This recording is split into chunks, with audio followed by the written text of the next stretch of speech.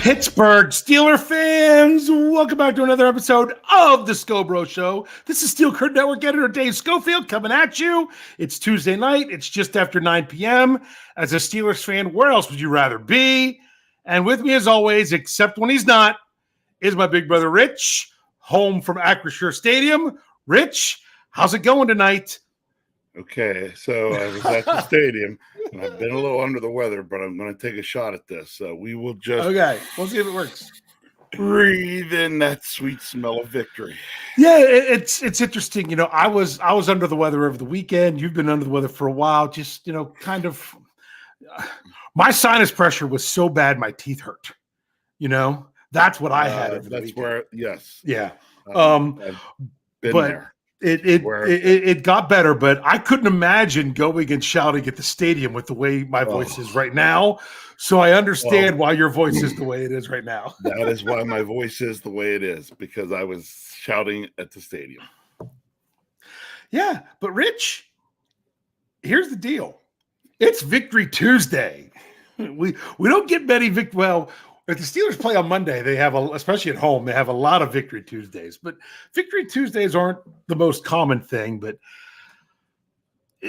and there was so much about it that wasn't pretty. That's why the title of the show is "An Ugly Steelers Win is Still a Steelers Win." There's a lot of stuff that we're going to talk about and break down with everything. But you got to remember, even when we talk about this, it's because even though we're only 24 hours ago, you were sitting in your seats at the stadium. 24 hours, I was on the couch. Yes, I was. We were watching this game.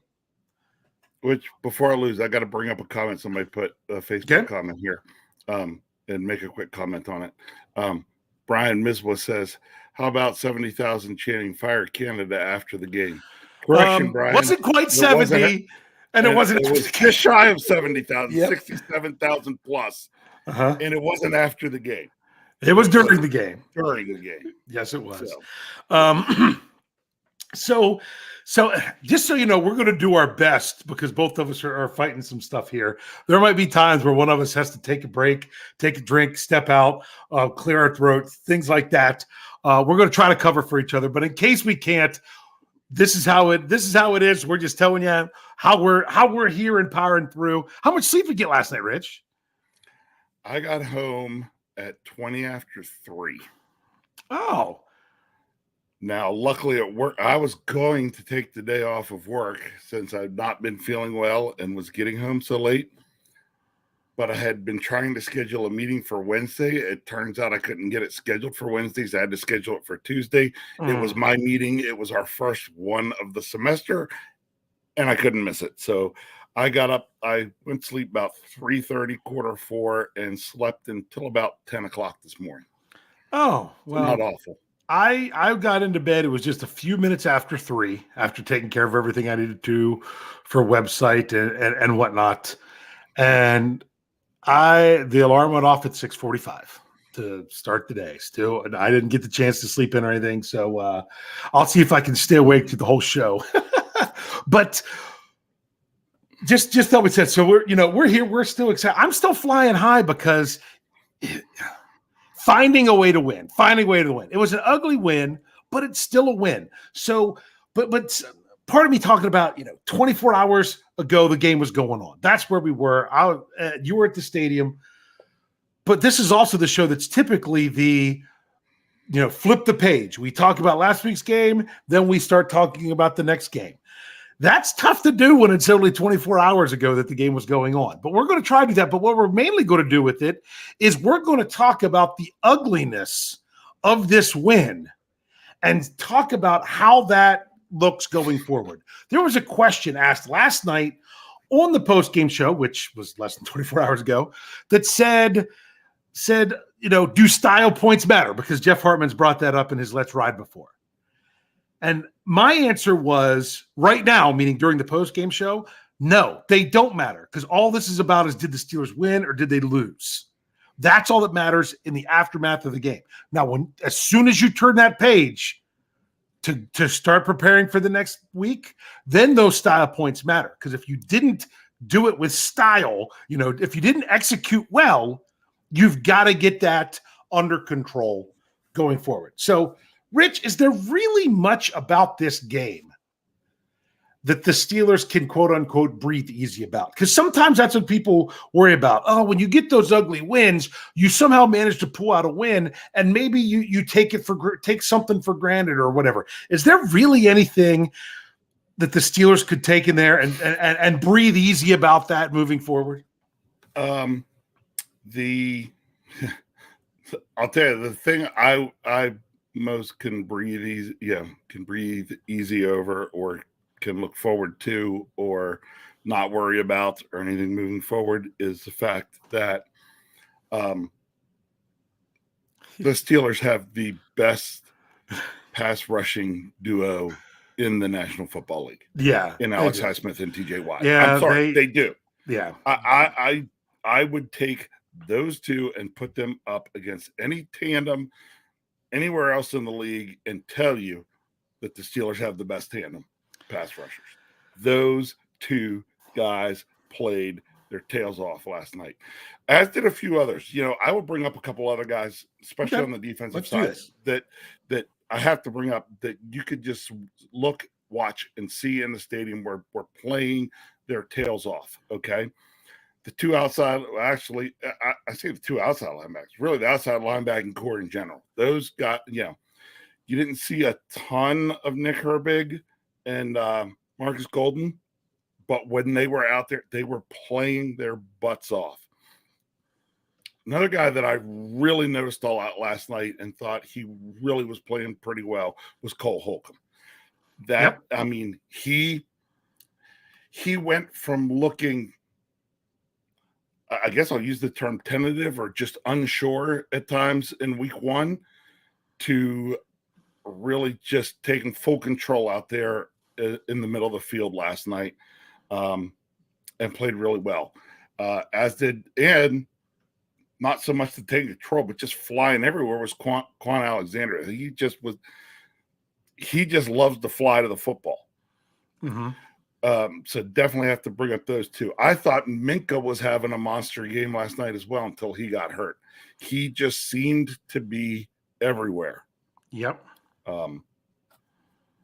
Hopefully, knocking on wood there a little bit. Yeah. Minka's all right. See, I think he's going to be. Yeah, will not be surprised if he, he's going to probably be a little sore from that.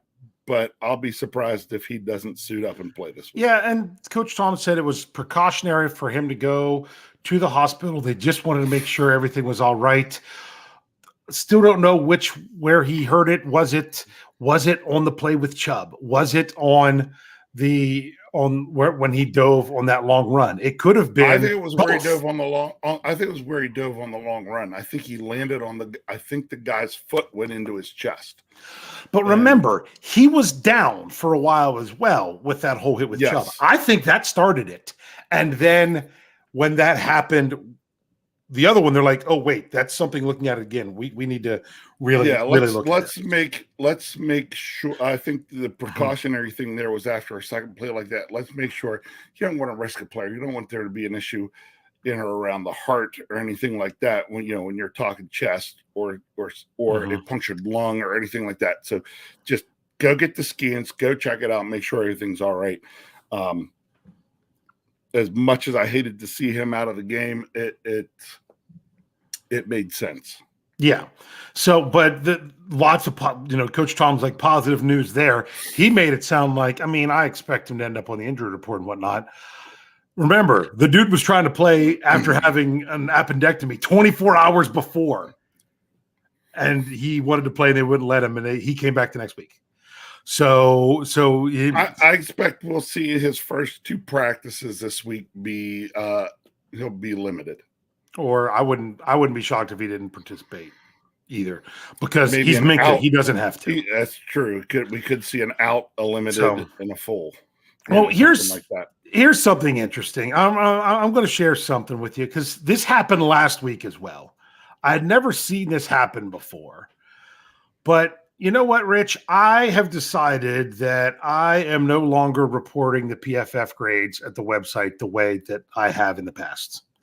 I'm just not going to do it that way because I feel like they have embarrassed themselves with their credibility themselves again so bad. Well, first of all, we talked last weekend about how I said they had Nick Bosa as the number one defender and Fred Warner is the worst. They went back and changed it. I'd never seen them change their scores before. I just brought it up again to check. Guess what they did? Changed it again. They changed last night's game. The grades came out around noontime, and they changed last night's game.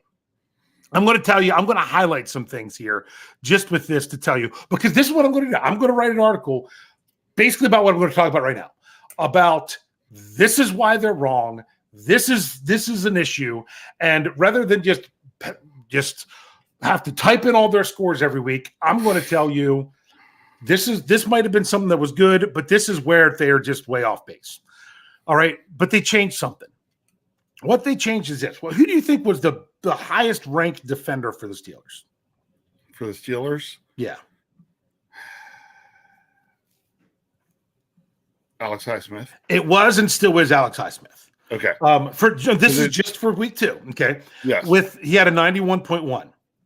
Do you know what they had for TJ Watt? Oh, they probably scored him like 71. 72.9. There you go. 72.9. They had his pass rush score as a 63.7. Okay. So I was going to talk about that, but I brought it. Guess what they did? They changed it. TJ Watt's score for week 2 now is an 82.6. So now he's really second. Changed it. So now he's second on the Steelers defense, which is the Steelers overall as well. The only one who had a decent grade on offense was George Pickens. Well, we'll get to offense in just a second. Yeah. Okay, so they have that. But here's what's crazy. You would assume that the highest score overall was probably the person that was making the most impact on the game, right? Because I can tell you who the highest. Oh no! But I'm just saying you would. For the Steelers, I'm not asking specifically for this game. Oh, okay. I'm just asking in general. Okay. You would probably assume that someone who had a high score was someone who was impacting the game in some way. Like I'll tell you, George Pickens, he had the highest score on the offense. I said that. That was a pretty impactful play and impactful things all around. So of course, I'm sure I'm not even looking at the live chat right now because I'm looking at these scores. But you already know, guess who they had as the highest score, which I kind of took it as the most impactful player in the game. I'm sure it was Myles Garrett. It's Myles Garrett. It's always Myles Garrett. Which is ridiculous because the dude did nothing. Well, nothing. He had a quarterback hit. He did. Was it a hit? I thought it was only a pressure. I thought he only had one quarterback pressure, one tackle. I know we only had one tackle. Yeah. I'll let you know what PFF said here in a second. Sorry, Wes is got my throat. Myles Garrett, he had 3 pressures. It was 1 hit and 2 hurries, is what PFF gave him. But really, he had 1 hit, and I remember that hit. It was a nice play, and what's funny is he had a 27.8 tackling score because he only had 1 tackle and he had a missed tackle, so he had a terrible tackling score. But yet he still had a 91.7 overall with a 91.1 pass rush. Yeah, hold on. Hey Wesley, where did you get that? Because that's I think I'm just wondering. He said he had 0 hits, 0 tackles, 1 pressure, 1 tackle. That's what I had seen. So Wesley, where did you pull that from? Well, here's what I'll do. I'll check that now. I know remember these are not official statistics. Right, they're not official statistics. They're just tackles are not even official statistics. So ranks them as unless they changed it. I'm going to go back to I have access to the Steelers media website. That's where I get my transcripts and everything else. So I have access to their official scoring that the Steelers have and that they use. And that's what we talked about last night. So I can tell you right now, Myles Garrett, last night they had him at 1 tackle and 1 quarterback hit. Now I'm trying to find him here. There he is. They have him with 1 total tackle and 1 quarterback hit. That is according to the Steelers official website, because different places will have different things. So I'm not trust me, I'm not saying Wes, though you're mistaken. No, I'm shocked. Someone else might have that. Actually, So Wes is saying that's what Joe Buck yeah, and Troy Aikman reported. I was thinking I'd seen it on yeah. ESPN or Well, somewhere like that. Joe Buck also said that was T.J. Watt's first touchdown in the NFL, and it wasn't. He had one in the playoffs, which they didn't look at. So when it comes to the stats, the Steelers stats, So which how are the high did they stats that score these are- Myles Garrett? Because I don't look. it was just above Highsmith. He was a 91.7. Highsmith, strip sack, Yeah, interception return for a touchdown. Was third on the team in tackles. no missed tackles. Right. Myles Garrett gets one tackle and a couple of pressures, and he's the best He's the best player on the field. Yeah, give me a break. Yeah. Well, and this is the other thing, and I kept saying this all last year. PFF shows no love to Larry Ogunjobi. He was in the bottom 5 for the Steelers. They gave him a 49.2. 49.2. Forced fumble.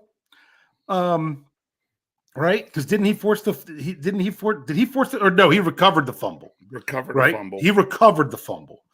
Sorry about this. Didn't he have one of the 6 sacks? Yeah, he had one of the 6 sacks. He had 4 total pressures. He had a sack, a hit, and 2 hurts. He was better than Myles Garrett. Yep, he had 3 combined tackles. Statistically better than Myles Garrett, and he has a 49.2. So that's the thing where it just doesn't pass the eye test. But then what they have to do, because they had to score Myles Garrett so high, you know who the lowest score was on the Steelers offense and overall? Oh yeah, I'm sure it was Dan Moore Jr. It was Dan Moore Jr. They gave him a 3.5 pass blocking score. He had an overall score that gets no sacks. 21.8. Again, it makes no sense. It doesn't. The guy that you say is so wonderful that he's going up against, that guy gets no statistics, which basically means Dan Moore's doing his job and keeping his quarterback clean. Yeah. But they're saying, no, that's terrible. And I will tell you that they credited Dan Moore with giving up 6 pressures, 2 hits, 4 hurries. So he gave up those to Garrett, but Garrett also lined up on the other side some too. So it wasn't just always it wasn't him versus Garrett all night. Right. So they said he gave up some other stuff too. So when it comes to that, that was worse than others. Right. Yeah, but if he was that bad and Myles Garrett was that good, then why didn't Myles Garrett impact the game? Yeah. And do you also realize that none of the Steelers' offensive linemen were credited with giving up a sack? They're saying the sacks were not on the linemen. They were on. Yeah. Okay. Yep. They're saying the one should have been on the blitz pickup by Jalen Warren when he, instead of staying to block, ran out in the they didn't pattern. They did not. They didn't give that to Warren either. They should have. Yeah, that should have, but they didn't. They didn't. They looked right at the guy and then stepped out and let him come right in. Here's what's crazy. You're gonna love this. This is another reason why this is going to be in my article. Another reason why this was a joke. It's because this helps us talk about stuff that happened during the game. George Pickens was the highest score on offense, 77.7. The next highest was Jalen Warren. But within that, they gave him a 5.4 pass blocking score.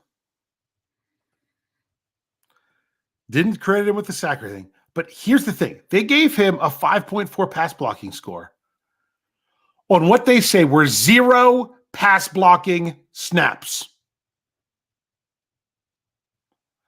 How can he pass block that bad if they deemed that he had no snaps in which he was a pass blocker? It's like you don't. I mean, right now your denominator's 0. Your numbers don't make sense. The guys over at PFF must have taken the same statistics professor that I had in college that came in and told us, "Welcome to statistics, where we teach you to make the numbers say anything." Yeah. Because they're just pulling this stuff straight out of their butts and putting it up and getting paid for it. Yeah, my thing is seriously, I could not watch the game. just write names down and numbers beside them and be more accurate than what PFF is. Yeah, I could not watch the game and probably just look at some of the stats and give you some decent scores. No, I'm not saying look at stats. Yeah. I'm just saying make it up. Yeah. Right there and be just as accurate as they are. Yep. Yep. And I mean, now I'm not saying that Dan Moore Jr. played great. I'm not saying that he should have been on the top of the scores. No. He didn't. He struggled. Oh my goodness, that 2-point conversion. That was embarrassing. He didn't touch Garrett or the linebacker he was supposed to come off and go get. He touched nobody. But there was more than one play last night where the Steelers offensive line did this. Different guys on the line did the same thing. Yeah. Well, I mean, I noted a couple of times when I was doing knee jerk was saying, why is the offensive line standing and watching Najee Harris while he's getting tackled in the backfield? They're standing at the line of scrimmage and turning around and watching the guys tackle Najee Harris in the backfield. No, don't do that. So in other words, I wanted to bring that up because it was the whole notion of, so they love themselves some Myles Garrett. They want to say how, so they're trying to tell me that Myles Garrett played better than both TJ Watt and Alex Highsmith in that game. That's insane. And the thing is, Myles Garrett didn't play as good as some of the other guys on the Cleveland defensive line. Yeah. And my thing is this, at least they got the right second highest score on their defense, who should have been their first highest score. Who do you think was the best? Well, you weren't watching the TV broadcast to see him talked about a lot. So I wasn't hearing the names all the time. And it was Delpit, the strong safety. The safety, yes. Yeah. He was their best defender. Honestly, he was their best defender on the field. They had other people doing some great stuff, and they were working well as a unit. But my goodness, it was when you have someone like Myles Garrett, and your job is, hey, don't let him impact the game. Every play that Dan Moore does not let him impact the game is a win. And he won on almost every snap he went up against him because Myles Garrett did not impact the game. So yeah, there we go. Let's stop talking about PFF. Let's take a break so we can come back and talk about this some more because let's focus a little bit on the defense because we were talking about stuff. Or a couple other things I want to say about the defense. Then we're really going to hit the real fun part of the offense. So if you're with us here, Facebook, YouTube, Twitter, we're not going anywhere. If we listen to the audio, we'll be right back after these messages. All right, Steelers fans. We're talking about this. Sorry that I got off. It's funny. I call it a little bit of a tangent talking about those scores. It's only because they made me so mad. And they made me mad because I'm reporting these because people want to see what they are. And they're worthless. They're supposed to, I always looked at them as an opinion, which gave you a good discussion point. But this now, it's opinion. It's a faceless opinion because somebody can sit behind a keyboard and plug in their little scores and you don't know who they are and they don't have to stand up and actually justify their opinion. And that's all it is. So yes, they supposedly look at every player on every play. But my thing is, and why do people create burner accounts on Twixter, or other stuff? Because they don't want to actually stand behind their opinions. Stand behind your opinions and their opinions there. Then it's a company opinion. The individuals don't have to stand up for them. And those individuals should be fired like other individuals on the Steelers coaching staff. But we'll get there eventually. We'll get there eventually. Yeah, we'll get there eventually. The defense, but even though there were some, I asked you about things where you could be. First of all, remember, Mike Tomlin, he does not seek comfort. So he does not seek comfort. So they shouldn't be comfortable anywhere on offense, defense, or anything. But you have to say, the edge rushers, the inside linebackers, but there were just moments still in that game. The defense wasn't good enough. I was so tired of them flowing to the right spot, bottling up a running back, only for them to escape to slide through for 7 yards, 9 yards, 11 yards, 65 yards. 65 yards. Those kind of things.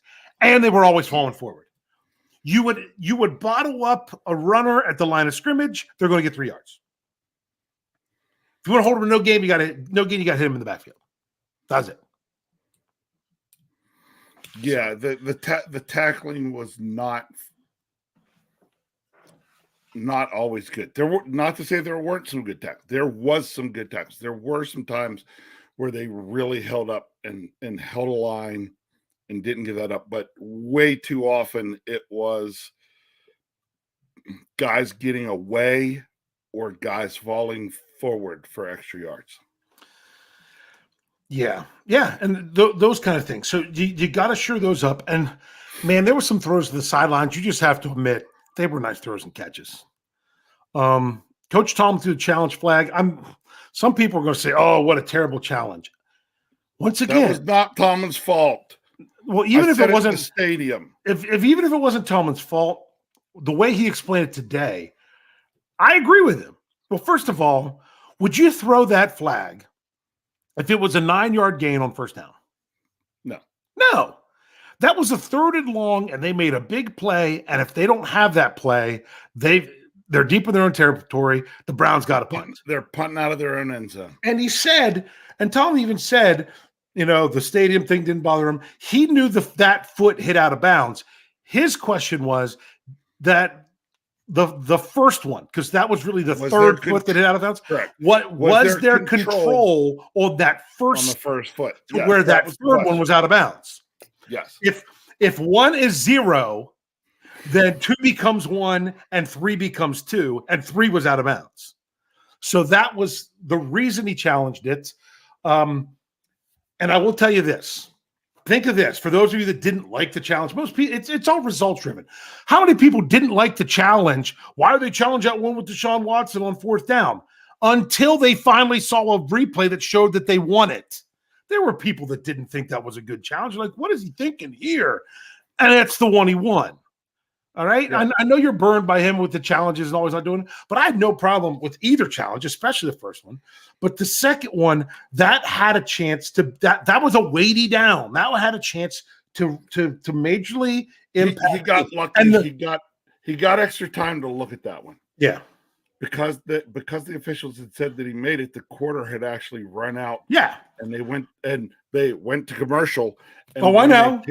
When they came, but Tomlin had told them during the break that he was going to challenge because the officials never moved the ball and the teams never started to switch ends or anything.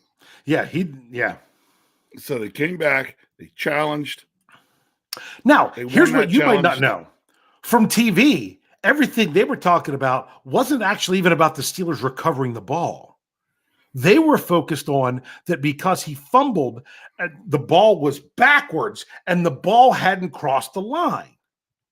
That's what they were trying to look at. Right. I had it either way. Yeah. From everything they were showing in the stadium. I kept talking to the folks that were around me. I said, look, one way or the other. I said, they kept showing the stuff and it was like, hey, the Steelers came out with the ball. I thought it was pretty clear that the Steelers came out with the ball. Yeah. But the guy was like, are they going to go with that? Are they going to go with that? I said, even if they don't go with that, look at where he fumbles it. The ball comes back half a yard, close to half a yard. I said, and if he recovers it back there, you can see it doesn't make the line. So it's not the goal line where once you break it, that's where you are. It's correct. Yeah, that's not what it is. So, yep. So that one's, but the other one, my thing is, the reason I don't have a problem with that challenge is I would much rather Mike Tomlin challenge that play that was very close, find out, nope, not going to win that one, we're moving on, than he would to not challenge that play, and 2 plays later found out, oh, coach, that wasn't a catch and we didn't challenge it. I would much rather have that on that side of things, even though that meant they were outside of challenges. That's why on the Njoku fumble, I'm like, oh boy, they got to rule this a fumble or else the Steelers can't challenge it because they were out. And luckily they made the right call and did that, which made it automatically reviewable, and it was a fumble as well. So, so that's some interesting stuff. So the defense, still plenty of stuff that's not good enough. Levi Wallace, they went after Levi Wallace. But here's what's interesting. Even when Levi Wallace was out there, they went after Joey Porter Jr. And that ended up not being the right thing to do. That was a mistake. So whether or not they make a change, because I know people ask about that, that remains to be seen. I just think, Joey Porter's junior snaps doubled from week 1 to week 2. Yeah, you only had 7 week 1, 14 week 2. You're gonna see his snaps continue to rise if he keeps playing like that. Yep. But at the same time, they're not going to ask him to do a large variety of things. They want to give him so many things to do that well, then we add more to your plate that then allows him to get on the field more. So I don't think they're ready to make that change. I don't think they're only asking him to maybe do, 50% of what he might do as a corner and just focus on that 50%. Do what you do. Be really good at that. Do that in these situations. Go. Now they're going to start to increase that. To jump straight from 50 to 100 is, if they do it, that'd be great. Just go ahead and do it. Maybe he showed them enough in practice that they can. But I wouldn't be surprised if they continue to step it along.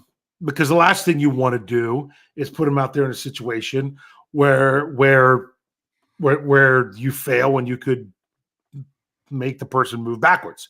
For example, I'm not going to get on this subject yet. Do you consider pulling Kenny Pickett? I'm sorry, but if you pull Kenny Pickett in year 2, he's done. He's done. Yep. He's done. Now, most likely, not definitely, but most likely. Does Kenny Pickett have some issues going on right now? Yes, he does. Yeah. He does. So I mean, the defense had its moments. It had phenomenal moments with those touchdowns and the sacks and the turnover takeaways and things like that. But they also had moments where they needed a key stop. And you know what?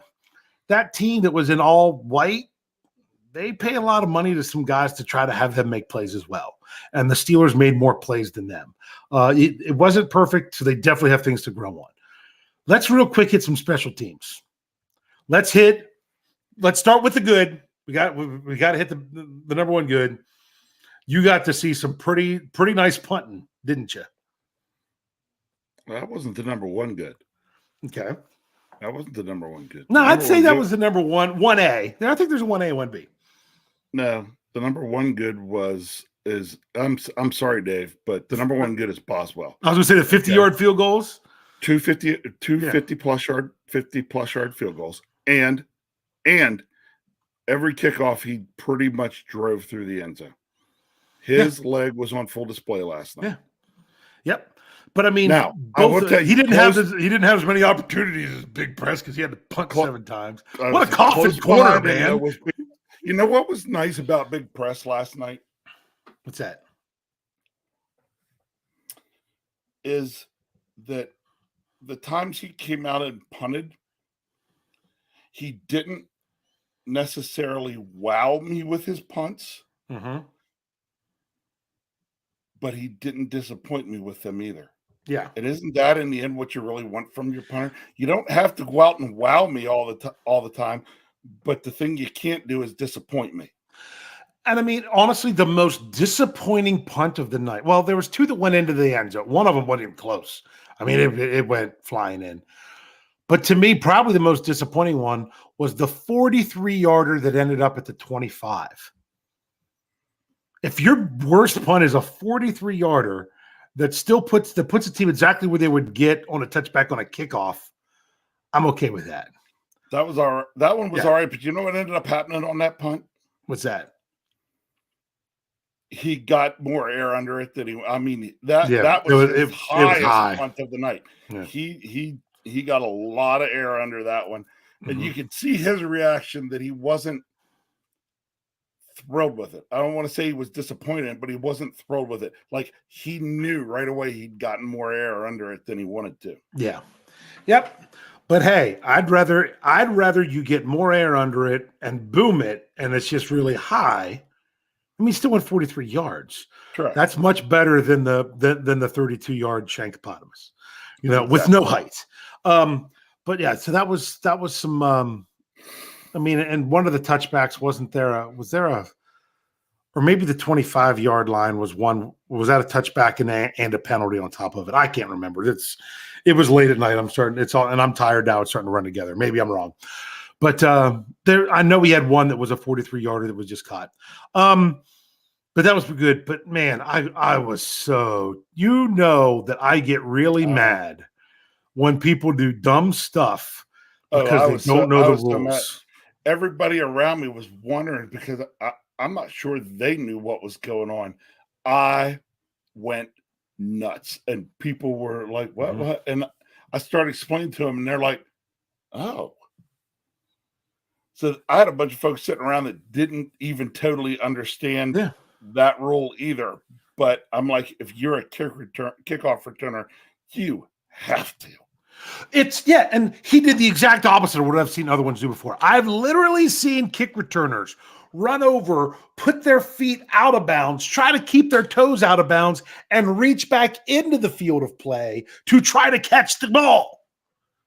I've seen them do that because all you have to do is touch the ball. If you're first to touch the ball, you are on the ground out of bounds. That is an out of bounds kick, and that comes to the 40. That's not touchback. That's not 25. That's the 40. And instead, they started inside their own 10, wasn't it? Yes. Right. It was right around the 10. It was that was rough. Yeah, it really was. It's like one of those things like you did like the worst spot. I mean, all you had to do was not even touch it. It was going to go out of bounds. He reached out of bounds to try to pull it back in. It was going to land out of bounds. He didn't even have to do the smart thing and catch it out of bounds. Out of bounds. He could have simply been indifferent and let it go. And he did the one thing he couldn't do. Yep. So, that was not good. And then he got blown up on that one fumble and all that. I didn't think that was a catch. What was so dumb is they called it an interception at first. I'm like, the guy picked the ball up off the ground. And that was just a weird play. But other than that, special teams. But all right. I will say this: refereeing crew last night.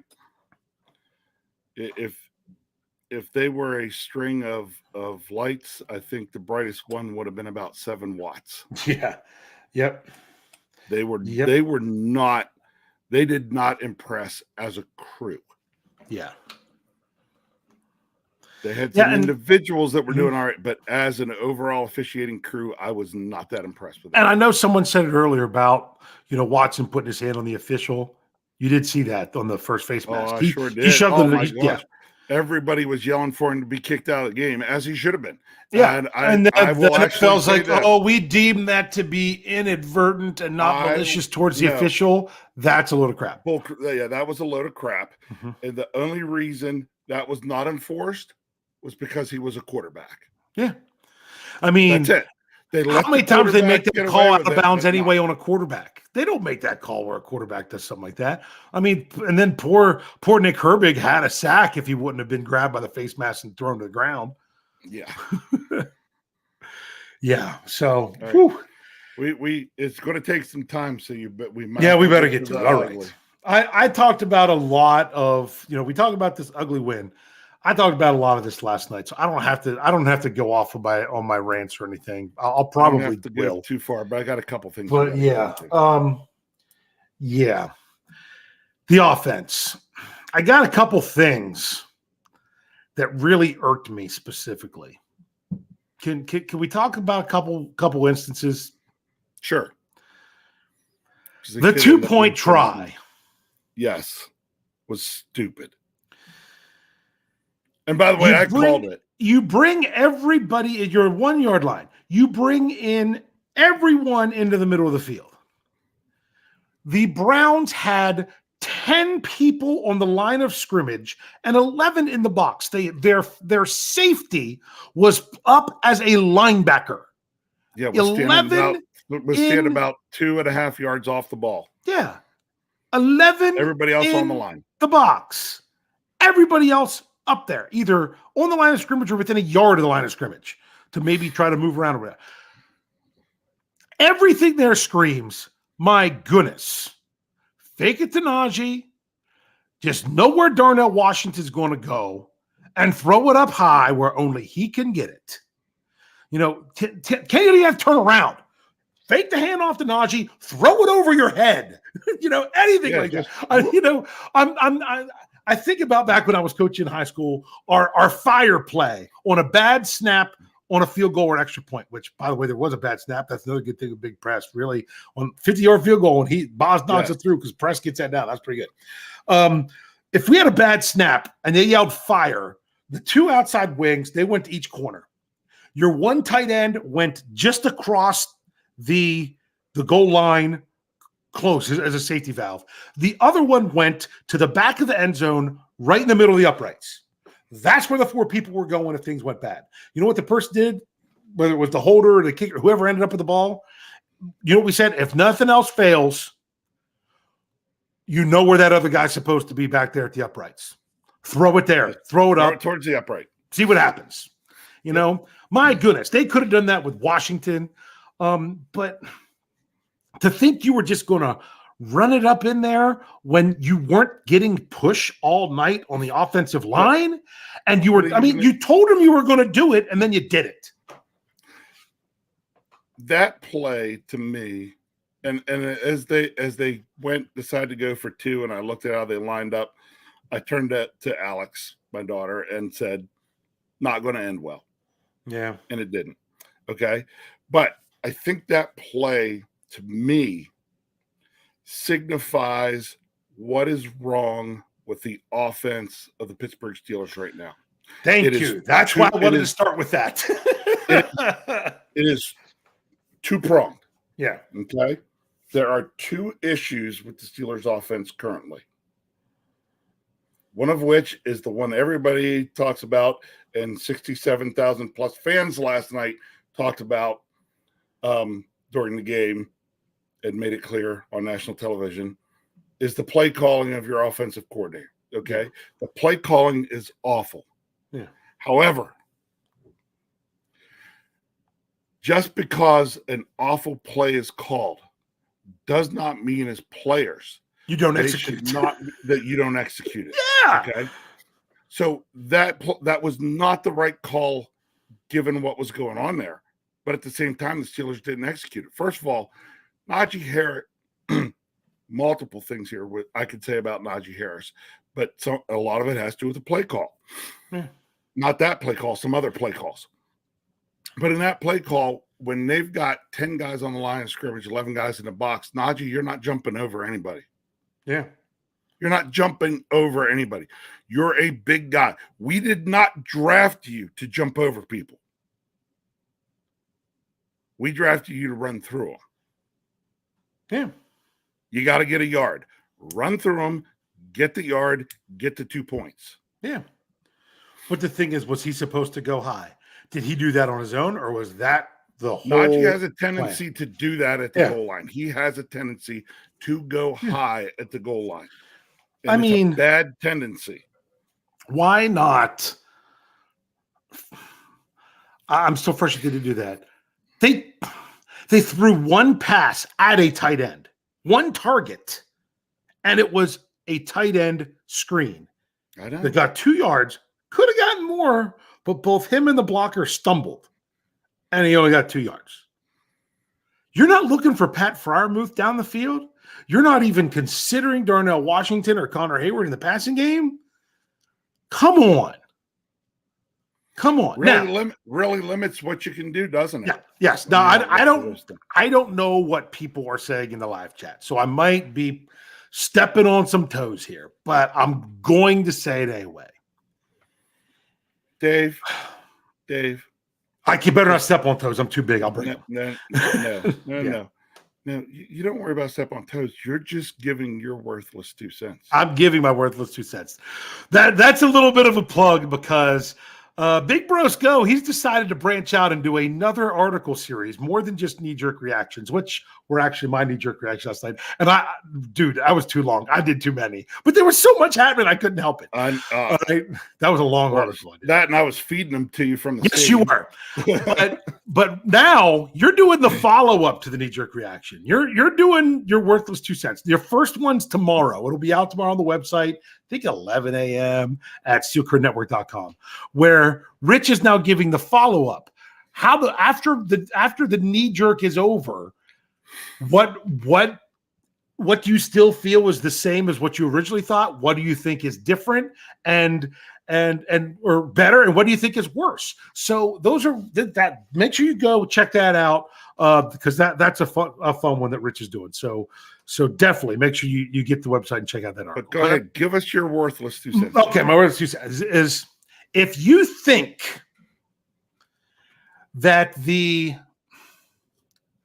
lack of execution from Kenny Pickett is 100% on Matt Canada and 0% on Kenny Pickett, you are, with all due respect, dumb. Correct. And if you think because Kenny Pickett's playing so bad and the offensive line can't block that none of this is on the Steelers' offensive coordinator, because I've seen people that have put that out there. You are, with all due respect, dumb. Yep. Yes.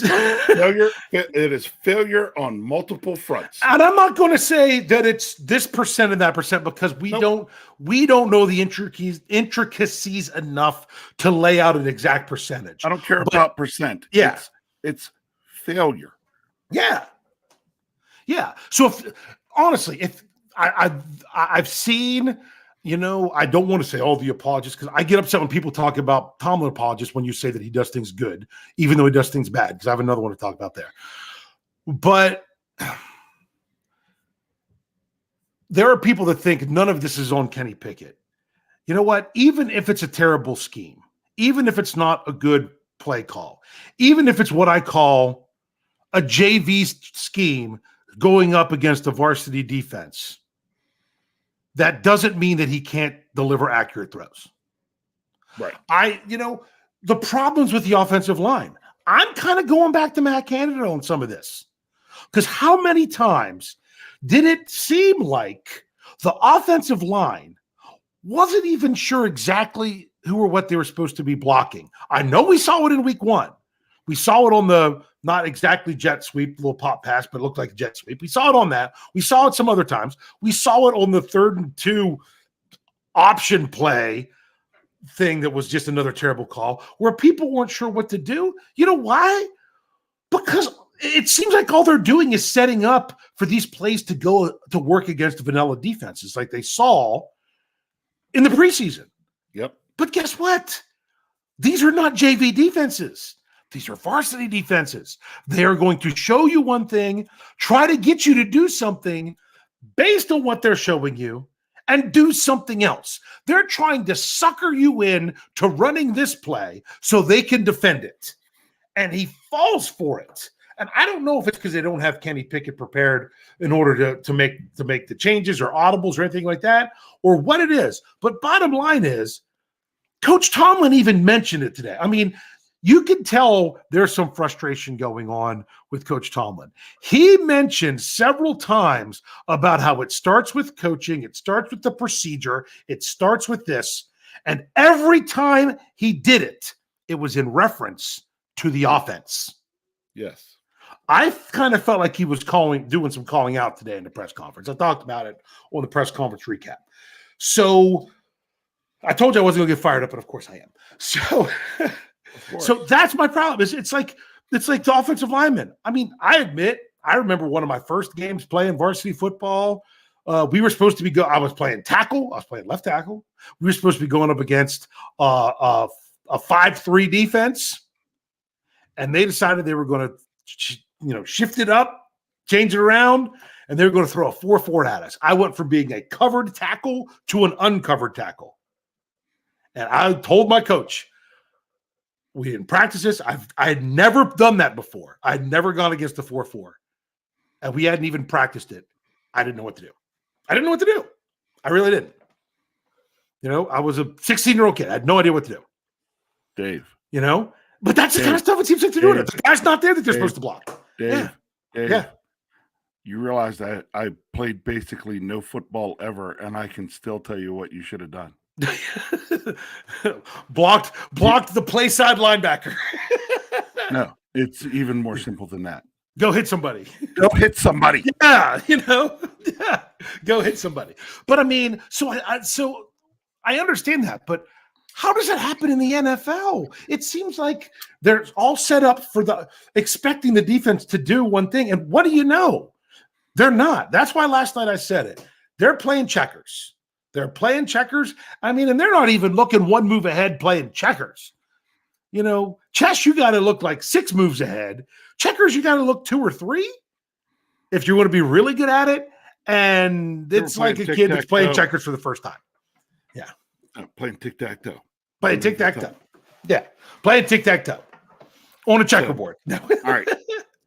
All right. Sorry, I've talked a lot. You go ahead. That's okay. I'm going to take a minute, and I don't know that I'm going to rant like you in some of this, but I'm going to say something that kind of dawned on me as I'm sitting there watching the game last night. Here's what I feel like. It's what it looks like. I'm not saying this is what it is, but this is now the appearance that I've gotten from the Pittsburgh Steelers offense. So the offense last season started slow, and basically we were a different team after our bye. Finished strong, right? And we're thinking, wow, look at how that offense built as the season moved on. Hey, we got some new guys into that offense over the offseason. You're thinking, hey, bring these new guys in, get them up to speed. We're going to be able to build this even more. But that's not what's been done by our offensive coordinator. What the offensive coordinator appears this like we don't know for sure. This is just what it looks like to us. The appearance to me is that the offensive coordinator said, "Oh, we've got new guys in here. Well, hold on, you guys. We can't go forward anymore. We're going to take everything we've got. Forget about that now. We're going to go all the way back to where we were starting last season." So we can all get on the same page. Instead of dragging these guys up, we're going to go back to where they are, and we're going to start from scratch and build this all over again. Yeah. Which is idiotic. Yeah. But that's what it looks like. Yeah. Yep. So okay, not ranting anymore on that. Well, and what's interesting is I forgot we should have worn our Browns gear because according to some people, because we won't pick the Steelers every game, we must be Browns fans, which is like the dumbest thing ever. Although, like I said, I actually placed my money on the Steelers and won that bet. Woohoo! We didn't pick the Steelers to win. I think it was for the same reason. And there was a lot of people in the live chat that didn't pick the Steelers to win last week for the same reason. Some people believed week 1 was an aberration. That's not Kenny Pickett. He had a bad day. That's not going to be the Steelers offense. They showed they could do better in the preseason. It was just one bad game, shake it off, go. Now, exactly what Mike Tom said. Now it's a pattern. Now people actually, even though the Steelers won, I think understand why people would not believe in the Steelers to win that game. It took 2 defensive touchdowns. If you only get 1 defensive touchdown, you lose. I mean, did you see the stat that the Steelers were trailing going into the fourth quarter, had negative yardage gained in the quarter, and yet came from behind to win? Yes. That does not happen in the NFL. It does not happen. It does, but statistically, it is so rare. You can't win those kind of games very often. Yeah. Yep. Here we go. We got a super chat. We've got Tyler W, who said, I clicked on it. Why isn't it up there? Oh, okay. Now I just finally came up on my screen. Tyler W, $2 said, who thought a Rook OC could break in a Rook QB? Mike Tomlin. This is kind of like what I talked about. I think it was on the preview when I talked about it. Maybe it was a little bit here. No, maybe it was on this show last week. I can't remember. They're all running together. And, after being sick over the weekend, you just can't remember.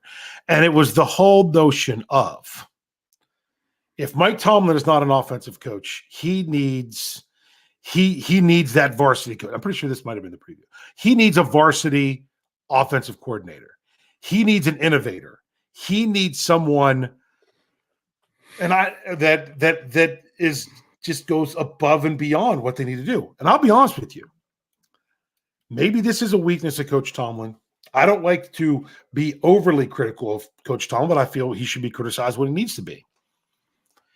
I don't know if it's a Mike Tomlin thing. I don't know if it's a Rooney thing. I don't want to assume things that I don't know for sure. Like people that have put it in our live chat before. Oh, they won't get rid of Canada because he gave Tomlin's son a scholarship. You have no evidence for that. That is your own crazy conspiracy. Okay. And honestly, I don't believe it for a second. It's just you heard it out there and it must be true. And I don't want to say these things. Oh, people are like, oh, the Roonies are so cheap when it comes to paying coaches. I don't know that that's true. But I don't have evidence to tell you to the contrary. But honestly, I don't know if it's that Mike Tomlin wants to be the guy, so therefore whoever's going to be the offensive coordinator isn't going to, quote unquote, outthink Mike Tomlin. I don't know if it's that.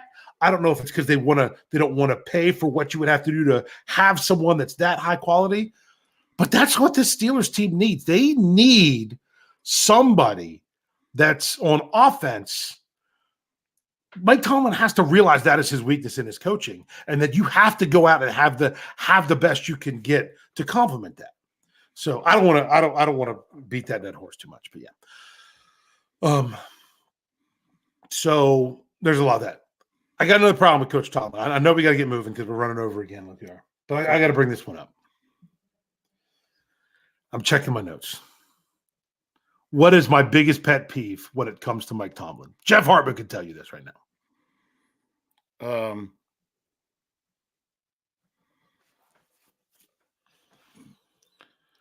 Hold on. Is it when he plays in his fears? Yeah, well, this one was playing in his fears, but I'm a little bit more specific with this one. Okay. Get a little more specific. And it's funny because I was reading what Steelers Freak was saying. He liked what I was saying and said that, Tomlin has the juice as a leader. He just needs he needs to have that OC. And I don't know that he recognizes that he needs it. Anyway, biggest thing. Clock management at the end of the first half. Drives me nuts for years. And this one, I don't think it was incompetence. I think it was intentionally living in his fears. When the Browns were stopped and were going to kick that long field goal at the end of the first half, when TJ Watt got the sack, I thought it took about field goal range, but they went for the long field goal anyway. TJ Watt got the sack. There was about 55 seconds left. And they called timeout 20-some seconds later. And I told it, right. And did you not ever get my text? I told you why they called timeout, right? I texted that to you. Okay. But you never. I remember. Yeah, I remember. Okay. The timeout was called because had the Steelers not called the timeout, they were going to get flagged because they had too many guys on the field. Yeah. No, and I don't mind them calling the timeout. My question is, you had 3 freaking timeouts. Call it at 55 seconds. Let them run 5 seconds off on a field goal, do the kickoff as a touchback, and you've got 50 seconds and 2 timeouts to do something. But instead, he would have let it run down even further, but they were going to have the penalty. When he was asked about it today, this was so many times Coach Tom's done this. When he's been called out for mismanagement of the clock, specifically the end of the first half, he completely takes what the question was asked and focuses on a different part of it and doesn't answer the question. He said, "I called that timeout because we had to get our everything set up properly for that field goal block, and that we were focused on that one play, and that's why we used the timeout." He didn't answer the question of why he didn't call it sooner to actually let his offense have a chance to do something at the end of the first half, because he was living in his fears.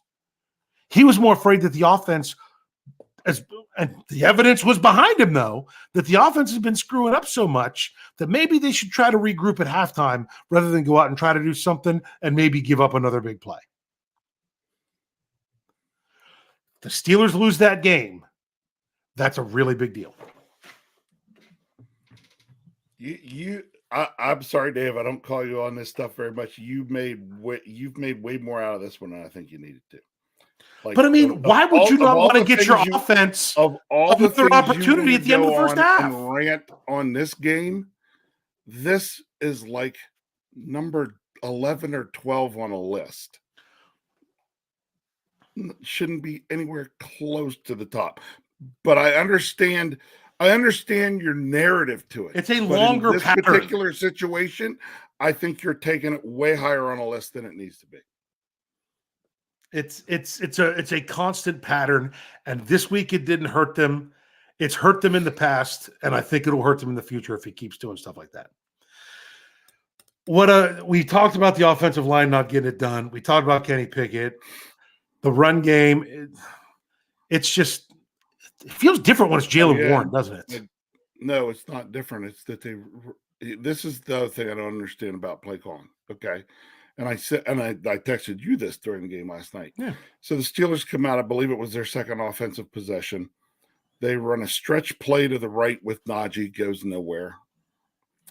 They run a toss sweep to the left with Najee, loses yards. Like, Najee is not an edge runner. Why are we trying to sprint Najee to the edge? On his very first carry of the game. On his first two carries of the game. Yeah. Back-to-back plays. It's like, this is not doing anything to play to the strengths of the guy you're handing the ball to. Yeah. Makes no sense. And the thing is, the one thing that I saw from Jaylen Warren, and I think it was because he benefited from the play calls, believe it or not that they were good calls, but he actually was the recipient of said plays, is he exploded up into the line, but like back-to-back plays. Yeah. Where he just flew up into the line.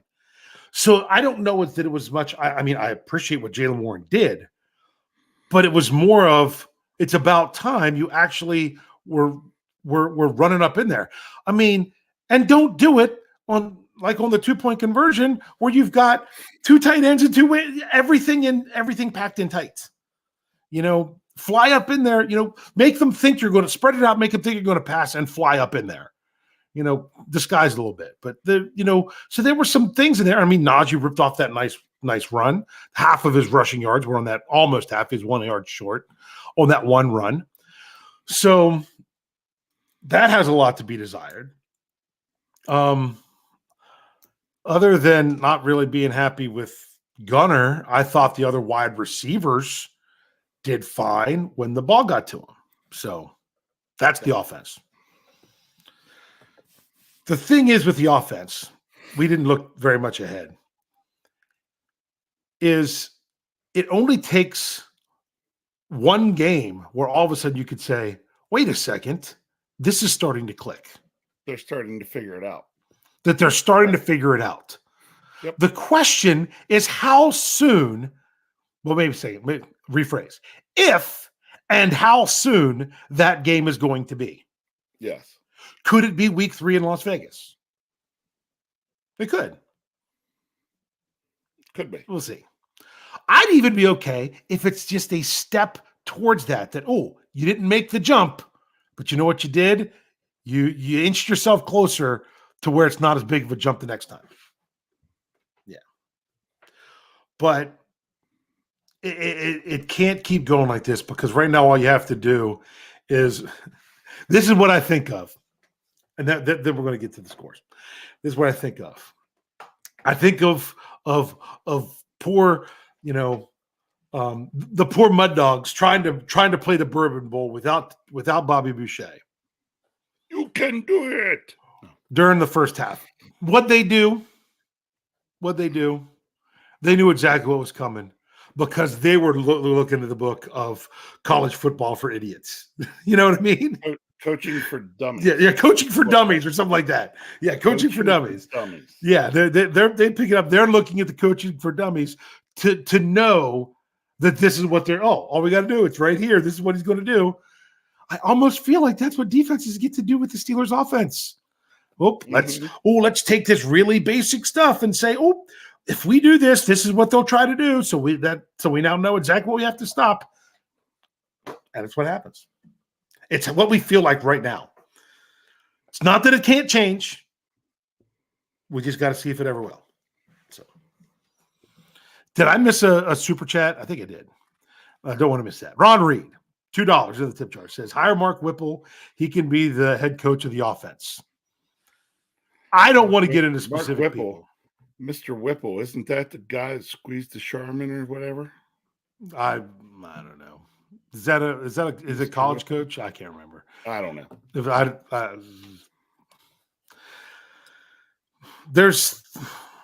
don't have the answer of who it is.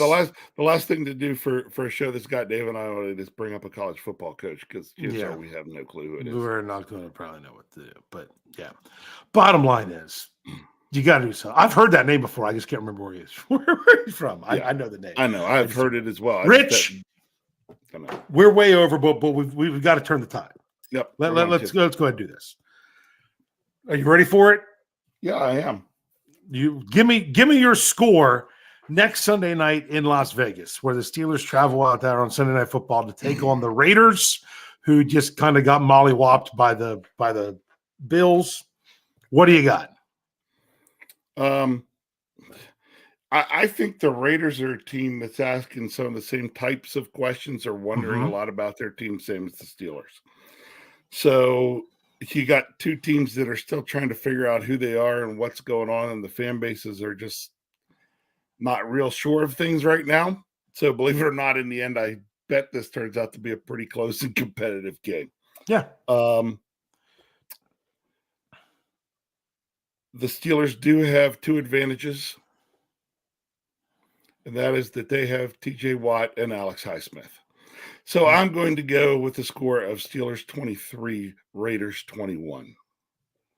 All right, I can see that. And here I now have it in the live chat to bring them up. Hopefully there won't be some of you jump the gun, but it's a new name there. Perhaps maybe you didn't realize. You got to wait for me to put in the live chat that I'm ready for your scores, and then I'll bring it up. If you don't say a team and just a number, that means Steelers. But here we go as everything's flipping through. Thomas Riley, he's got Raiders 16, Steelers 16, and a tie. Yeah, that's been his thing every week. Have you not realized that? I know. Okay. And he's one of the first ones up there every time, too. That's pretty good. Brian Brown, he stole the score I was thinking about. 13-10 Steelers. You know the significance of that one, right? Yes. Okay. I do. Yeah. BF Buds got 20-17 Steelers. Steel Dog 88's got Steelers 23-16. Mr. Woodside says, even though they're horrible on the West Coast, Vegas isn't the West Coast, but it's close enough. He's going 23-20 Steelers. Have the Steelers ever played in Las Vegas? I don't think so. I don't think they have. Okay. Steelers Pittsburgh says 17-13 Steelers. Wes has 24-17 Pittsburgh. Wes is off the ledge now because remember we gave him a second score. And was Wes's second score last week? I was thinking it was something like 26-22. It was something like that. I don't remember. It was at least close. I'll tell you that. I know that. Wes might have to tell us that later. Jim has Raiders 17, Steelers 9. Yeah, that would be bad. And well, the Steelers did manage an offensive touchdown. Wasted Anguish. Woo. Raiders 31, Steelers 10. Christopher 11 has 27-17 Steelers. Afton Ford says 20-21 Steelers. Outside Steeler fan, as soon as it goes away, it jumped on me. Sorry. And thank you. There you go. Says good guys 24, Najee 14, and Najee's finally effective. We'll see. I'll be honest with you. Although they have Max Crosby, the Raiders defense is not the Browns and not the 49ers. Yeah. Jeremiah Yoder says 27-15 Steelers. I love what Tyler said. He's like, for the love of God, expose Spillane in coverage. You should know the problem he is. Do it. Jim Leoski, I'll just go with that, says Steelers 27. That's all we get. That's just a partial score. That's just a partial score. Come on, don't you remember? See, you probably don't remember this because that's when you were playing Pee Wee football. Don't you remember when John Brasky would be announcing games and announcing scores? He's like, and here's a partial score and a team and a number. Yeah, team and a number. That's 27. Okay. Sherry Richards says 23-19. Bad is in the building. Hey, you got to have BTSC represent BTSC. SCN. I said, Yes, you did. Then, Shame on you. well, no, because I still have my other flag. I got to get my right shirt. Hey, I got more shirts coming. Make sure you're ordering shirts. You were representing SCN, weren't you? I was. You had the shirt on. In other words, but Bad was there. Is going to be there Sunday night. Rich was there last night. Maybe that's the key. Here we got Thomas Potts. I know we had that in there before. We put it back here. 28-10 Raiders. Mark Tobin says 24-10 Steelers. Ruben Stone says 27-13 Good Guys. Kathy Ford says 27-18 Steelers. No One You Know says 21-16 Raiders. Ron Reed says Raiders 27, Steelers 10. Here's the rest of Jim. There's another partial score from Jim Laoski, Raiders 16. Richard Adamson says 23-21. He's with you, big bro. He likes it. Already got that one. That was a repeat. Gabriel Golden says 23-17 Raiders. Wes told us last week he had the 26. I knew it. I thought 26 is what he'd said, but he had 26-13. David Poe says 24-16 Raiders. Anthony says 24-17 Steelers. Robert Road has 13-10 Steelers. Sorry, Kathy wanted to fix hers. She said it was a fat finger error. It was 27-17. Okay. Brian Harrington said 24-13 Steelers. Steelers Freak says he lives in Vegas. It's a 4-hour drive to the West Coast. So there you go. Yeah. Would that make it West Coast? I don't know. I don't really call. I don't know. It might because well, let me ask you this one, Dave. How long's your drive to Ocean City?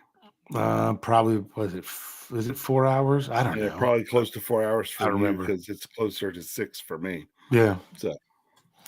So I guess technically we're East Coast, but yeah. If your state doesn't border the ocean, it's really tough to call it the coast. Boom. There you go. So there you go. All right, here we go. We got to get this done. Drunk Turkey Show, 16-13 Steelers. Frosty the Bear says 29-13 Steelers. Carrie, almost said it wrong, 20-10 Steelers. Tyler W says 13-7. And he gave a prediction on how the game-winning TD was going to be. I know I saw another one. Kevin Brokenborough has 30-13 Steelers. Man, if the Steelers could score 30 points, that would be phenomenal. I mean, my goodness, it took 2 defensive touchdowns to get to 26. Well, remember, they do have T.J. Watt and Alex Highsmith. So that's true. Okay. Kevin Woods says 28-17 Steelers. He says this is where the offense starts to bounce back. All right, I'm looking to see if there's any more. Steelers Freak does say it's West Coast time, but I'm like, yeah. I don't know. This one's interesting. I've really got to turn the page for the preview. We went way over again tonight, but it's what we do. I ran it and things of that nature. What are you going to do? Fire us? Exactly. My biggest thing is this. You get the win. You get the ugly win. You can't. I would rather have an ugly win than a beautiful loss. Look, we needed to notch that. That very straight number into the W column. You gotta get that one in there first. So get it, and they got it. But am I thrilled with it? No. Am I like, oh, all is right in the world now? No. That's the thing. Ugly wins don't make you feel better going forward most of the time, and that's what's going on right now. But I tell you this, not only do you need that ugly win rather than a pretty loss, you need that ugly win when you're talking about a division game. You would definitely take an ugly win over a pretty loss because you need those division games.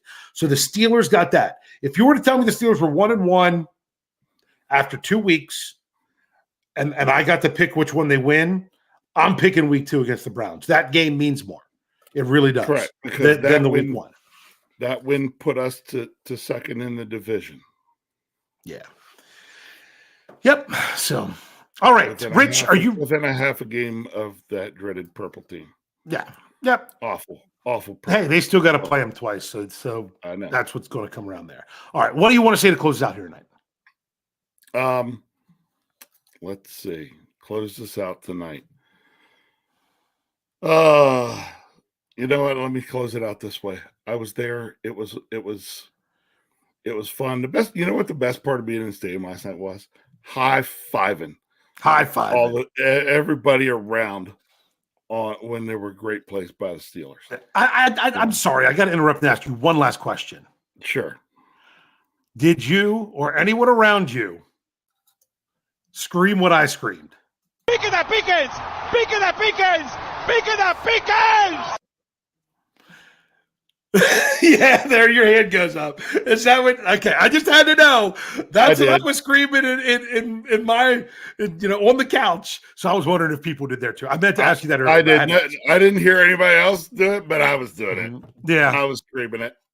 So, but you know what? That one's there. It's done. I'm like you. It was great. Need to get the win, but time to turn the page, move forward.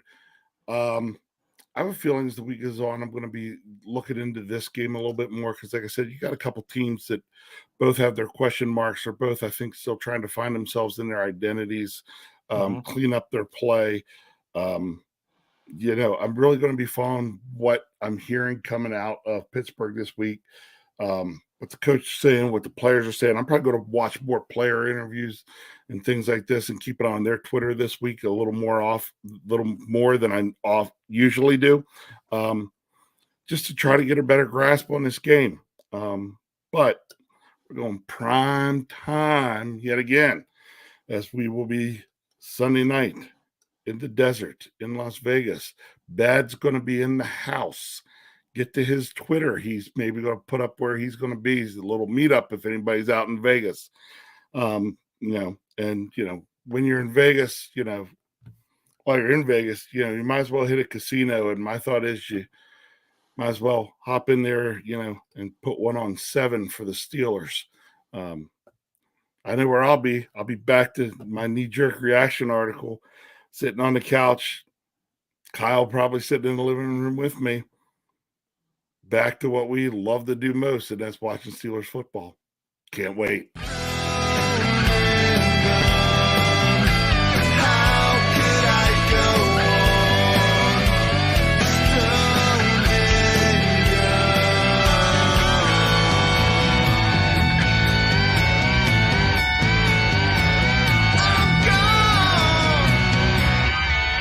Can't wait.